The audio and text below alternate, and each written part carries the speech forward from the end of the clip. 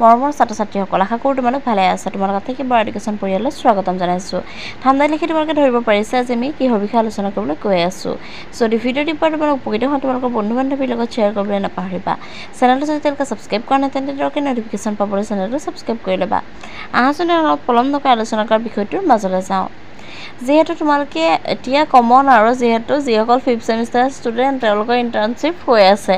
বহুতে এতিয়ালৈকে হোৱা নাই বহুতৰে আৰু বহুতে কি কৰা হৈছে মেছেজ কৰি সুধি আৰু ফোন কৰি সোধা দেখিবলৈ পোৱা গৈছে সেই ভাবিলোঁ তেনেকৈ কৈ থকাতকৈ তোমালোকক এটা ভিডিঅ' বনাই তোমালোকক জনাই দিওঁ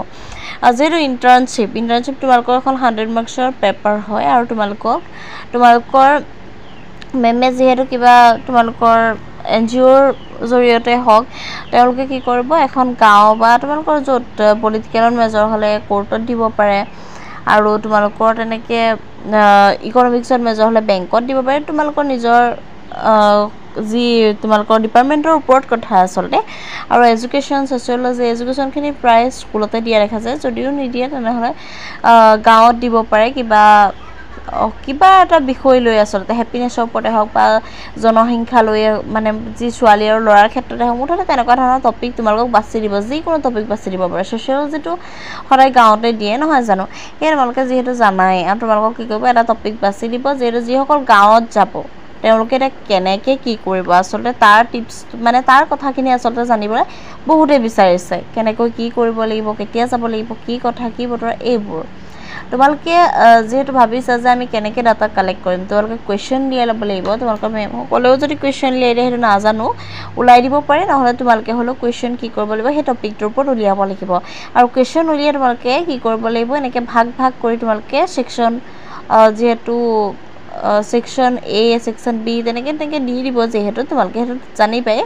তাত তোমালোকে ভাগ কৰি ল'ব লাগিব গম পাইছানে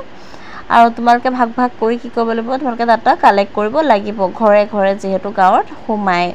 আৰু সকলো ঘৰত কি কৰিব লাগিব তোমালোকে পৰিচয়টো ইন্ট্ৰডাকশ্যনটো ভালকৈ দিব লাগিব প্ৰথমে তোমালোকৰ কথা কোৱা ষ্টাইল ভাল হ'ব লাগিব তেতিয়াহে মানুহ কি হ'ব ইমপ্ৰেছ হ'ব নহয় জানো আৰু তেতিয়াহে মানুহে মানে তোমালোকৰ প্ৰশ্নখিনি উত্তৰ দিবলৈ ভাল পাব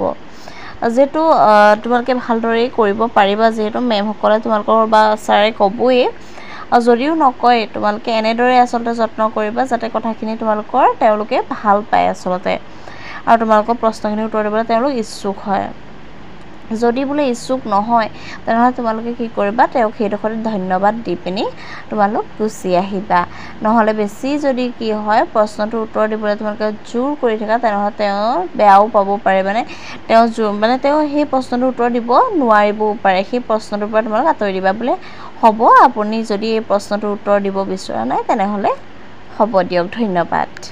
যদি তেনেকৈ কৈ গুচি আহিবা যদি ভিডিঅ'টিৰ পৰা তোমালোক উপকৃত হোৱা তোমালোকৰ বন্ধু-বান্ধৱীৰ লগত শ্বেয়াৰ কৰিবলৈ নাপাহৰিবা যিহেতু বহুতে এই প্ৰশ্নটো সুধি থকাৰ কাৰণেহে আজি মই এই উত্তৰটো আচলতে দিলোঁ আজিলৈ ভিডিঅ'টো ইমানেই আছিলে ধন্যবাদ